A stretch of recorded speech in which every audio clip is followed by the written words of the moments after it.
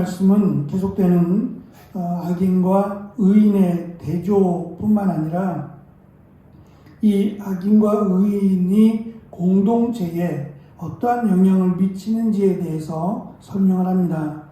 이 공동체는 작게는 가정 공동체에서부터 지역 공동체 또 사회 공동체에 이르는 이 당시에는 이 공동체를 굉장히 중요하게 여겼기 때문에 특별히 시족 부족 사회여서 그 사회에서 가장 그 공동체의 부흥과 또 공동체가 앞으로의 미래를 결정한다고 여겨왔기 때문에 개인도 중요하지만 이 공동체가 가장 중요한 당시에는 가장 중요한 단체였다라는 것을 우리가 이해를 해야 합니다.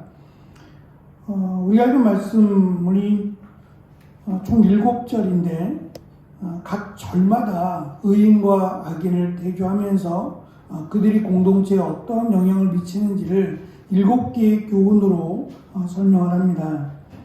먼저 악인이라고 9절에 소개하고 있는 이 악인이라고 번역된 단어는 하나님을 경외하지 않는 자를 의미하는 단어로 그는 입으로 이웃을 망하게 한다라고 소개를 합니다.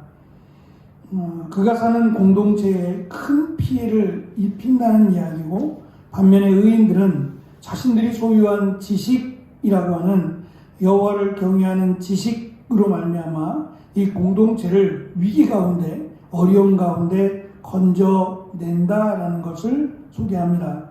두 번째 교훈은 의인은 공동체에 이익을 주며 건강하게 보존한다라는 것과 악인들은 공동체를 망하게 함으로 오히려 악인들이 멸망했다라는 소식이 들리면 온 성읍이 그것을 듣고 소리를 지르며 기뻐한다는 거예요.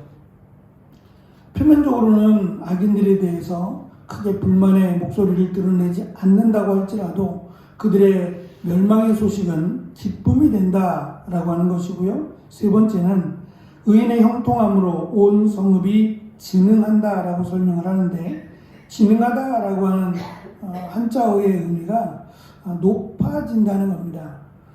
그 지파가, 그 부족이, 그 공동체가 다른 사람들로부터 칭찬을 받고 높임을 받는다는 거예요.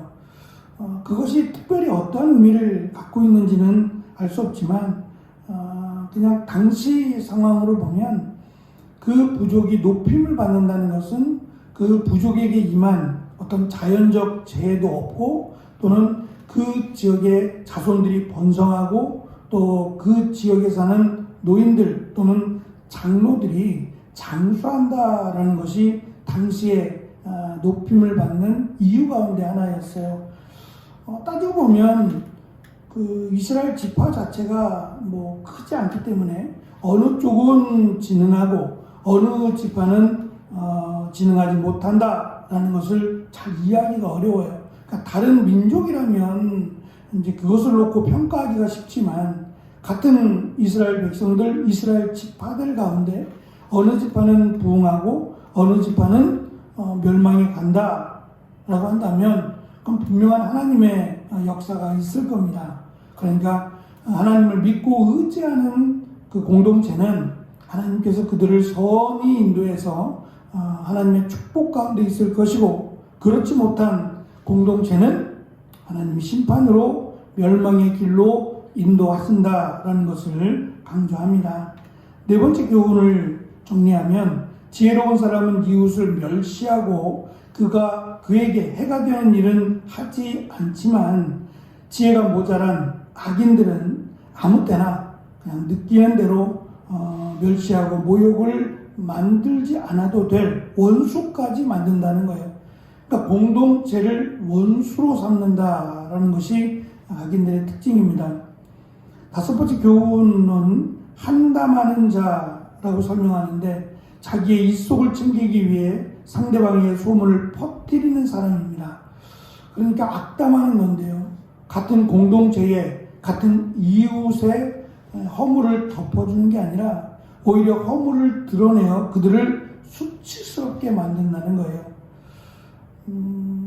간단하게 쉽게 설명하자면 같은 가족의 일원들, 그 가족의 허물을 또 가족의 연약함을 덮어주고 보호하고 도와줘야 되는데 그렇지 못하고 오히려 그것을 드러내면 결국 자기 얼굴에 침뱉기가 되잖아요. 공동체라고 하는 의미 자체가 너와 내가 다르다는 것이 아니라 같다, 이웃이다라고 하는 기본적인 그 정의를 가지고 있기 때문에 보호해주고 도와주어야 될 것이 공동체의 한 일원인데, 이 악인들은 오히려 공동체를 분열시키고 이 공동체를 원수로 만들어버리는 그런 어리석음을 가지고 있다는 겁니다. 여섯 번째 교훈은 지략에 대한 것으로 리더십의 중요성과 각 개인과 공동체에게 조언하는 그런 조언자들의 말을 귀담아 들어야 된다는 겁니다. 이것을 지금 우리식으로 설명하자면 소통이라고 할 수 있을 거예요. 대화가 되지 않으면 참 어렵습니다. 일방적인 행동이 될 수도 있고요.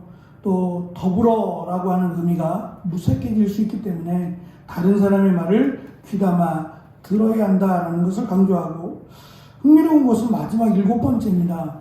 공동체에 대한 부분이고요. 이 공동체를 원만하게 또는 믿음의 공동체를, 지혜로운 공동체를 세우기 위해서 힘써야 된다는 것을 강조하고 있는데, 그 마지막을 보증에 대해서 설명하고 있다는 점입니다. 6장 1절에서 솔로몬은 보증을 서게 되면 그 보증을 취소하라고, 물리라고 강조한 바가 있습니다. 그래서 돌려받지 못할 각오로 돈을 꾸어줄지언정 보증은 서지 말라고 설명을 했습니다. 그러니까 보증을 서지 말라고 하는 이면에는 보증이 아닌 도와주라고 하는 것이 이미 내면에 있습니다. 15절에서 누구든지 타인을 위해 보증을 서면 반드시 손해를 볼 것이다 라고 하며 보증을 거부하는 자가 지혜롭다라는 것을 강조합니다. 왜냐하면 이 보증은 공동체를 파괴하는 악한 요인이 되기 때문입니다. 그래서 나도 또 보증을 서준 상대방도 서로 불편하게 만들 뿐만 아니라 서로에게 상처를 주고 신뢰를 깨는 그러한 경우가 있기 때문에 이 당시에는 보증을 서고 그 보증을 통해서 자신의 어려움을 메꾸려고 하는 일들이 많았던 것 같아요. 그래서 그냥 내가 손해본다고 생각하고 그냥 꾸어주라는 말을 합니다. 차라리 여유가 있거든, 내가 손해를 봐도 괜찮다라고 하는 신뢰가 있는 사람이거든 그냥 빌려주라는 거예요. 보증을 서게 되면 그 사람이 갚지 못했을 경우에 내가 대신 갚아주면서 생기는 문제, 또는 그 보증을 선 사람과의 신뢰가 깨어지는 여러 가지 문제가 복잡하게 있다는 겁니다. 이것은 우리가 이미 겪어본 바입니다. 그래서 지금은 이 보증에 대한 제도가 바뀌었죠. 한동안 이 보증 때문에 문제가 되어서 가족이 참 어려움을 당한 사람들이 많았어요. 그런데 이 보증 제도를 개선을 하고 지금은 물론 뭐 여러 가지 방법이 없지는 않습니다만 이렇게 보증 제도의 폐단을 없애려고 노력한 경우를 우리는 겪어봤습니다. 솔로몬이 강조하고자 하는 공동체는 하나님께서 원하시는 믿음의 공동체고 또 하나님 말씀에 순종하는 공동체입니다. 문제는 그 공동체의 한 사람, 그 의인이라고 소개하고 있는 한 사람의 역할입니다. 그 한 사람이 공동체를 사랑하고 공동체가 하나님이 보시기에 아름다운 공동체가 되기를 위해서 힘써야 된다는 겁니다. 그 기본이 말입니다. 역시 여기에도 말을, 어떠한 말을 하느냐, 상대방을 덮어주고 상대방을 보호하고 도와주는 말을 해야 될 것이며, 또한 행동도 그들이 비록 지금은 힘들어도 다시 일어날 수 있는 그러한 위로와 그러한 도움을 줄 것을 솔로몬은 공동체가 건강해지기를, 또 그것이 의로운 자가 해야 될 일임을 오늘 말씀 가운데 강조하고 있습니다. 교회 공동체가 이 어렵다는 것은 물질만을 의미하지 않을 겁니다. 성도들이 하나 되지 못할 때, 또 성도들이 서로를 사랑하지 못할 때 저는 오히려 그것이 더 큰 문제라고 생각합니다. 교회가 하나로 온전해지기를 위해서 서로 사랑으로 하나 되는 교회 공동체가 되기를 위해서, 또 성도들이 하고 있는 일이나 사업이 형통할 수 있도록 기도해 주시고, 믿음으로 세워지는 공동체, 사랑으로 세워지는 공동체가 되기를 위해서 우리가 기도해야 될 줄로 압니다. 기도하겠습니다.